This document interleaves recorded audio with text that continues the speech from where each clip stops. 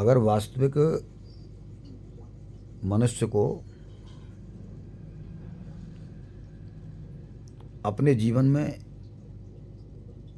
मर्यादित जीवन जीना है एवं आत्म कल्याण का जो मौका मानव जीवन में मिला है उसको प्राप्त करना है, तो तर्क वितर्क से दूर रहें, किंतु परंतु अगर मगर इन सभी चीज़ों से दूर रहें। न किसी से ज़्यादा फालतू की बातें करें, न किसी की फालतू की बातें सुनें। कोई भी फालतू की बातें सुनाए, कोई भी किसी भी प्रकार से आत्मिक हानि की बातें सुनाए, उस समय केवल गुरु और गोविंद की चर्चा करें। ऐसा करने से प्राणी के हृदय में मानवता का जन्म होता है, और मानवता का जब जन्म होता है मनुष्यता प्राणी को कल्याण मार्ग पर ले जाती है। इसमें किसी भी प्रकार का संशय नहीं है, क्योंकि पहले हमको मानव बनना है। मानव जब हम बनेंगे तो हमारे हृदय से पशु वृत्ति का त्याग हो जाता है और हम अनेक प्रकार के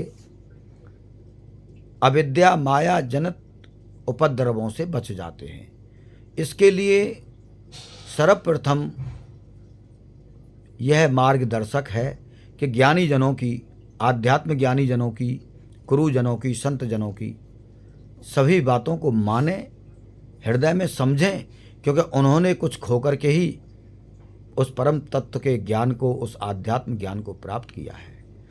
धर्म ग्रंथों की सभी बातों को हृदय में स्वीकार करें, गहराई से एक एक शब्द में घुस करके उन शब्दों को सुने एवं जो संत महापुरुष कहते हैं, जितने भी पहुँचे हुए हैं, और जो धर्म ग्रंथ कहते हैं, और जो भगवान का भी जो भाव रहता है, इनमें किंचन मात्र भी भेद नहीं है। इसीलिए जब जिस मौके पर जो भी मार्गदर्शक इनमें से मिल जाए तो उनकी बातों को आत्मसात करते हुए अपने मंगल आचरण करने के लिए अपने जीवन में उतारें, उनको क्रिया में लाएं।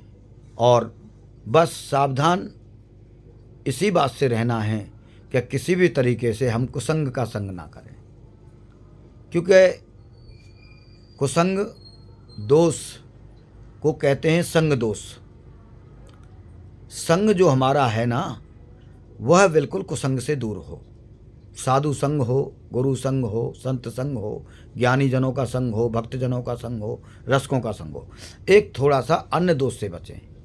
अन्न भी खाएं तो पवित्र तरीके से भगवान का लगा हुआ भोग प्रसाद ही पाएं, और थोड़ा स्वच्छता के साथ रहें।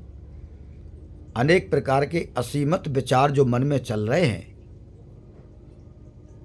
उनको विवेक के माध्यम से ख़त्म करें, क्योंकि जो विचार चलते हैं वह अनर्गल विचार होते हैं, और जब आध्यात्म ज्ञान में जो विचार चलते हैं वो कल्याण करने वाले विचार होते हैं, उनसे हानि नहीं होती। इसीलिए जो सांसारिक विचार, मन में अनेक प्रकार की कल्पनाएं, मन में अनेक प्रकार की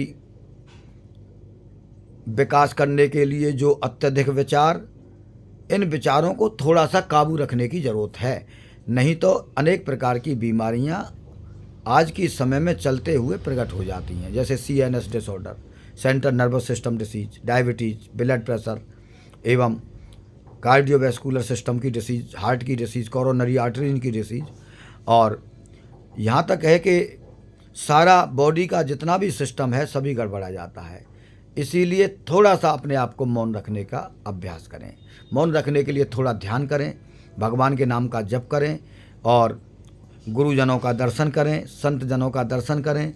अपने घर में अच्छे अच्छे जो महापुरुष हैं उनकी मूर्ति नहीं तो तस्वीर के माध्यम से उनका फ़ोटो लगाएं, उनका दर्शन करें। सुबह और शाम जगते हुए, रात को सोते हुए 10-5 महापुरुषों के नाम लें, भगवत नाम जप करते करते अपनी निंद्रा महारानी को आने का प्रयास करें, और नींद जब आ जाए तो बड़े आनंद के साथ सांस आ रही है, जा रही है, भगवान का नाम करके, नाम लेकर के, संतों का नाम लेकर के सोए हैं, तो ज़रूर आत्मिक उन्नति होगी एवं मनुष्य तत्व का जन्म होगा, मानवता का जन्म होगा, मर्यादा में रहेंगे, और ये जीवन वास्तविक ही महान बन जाएगा।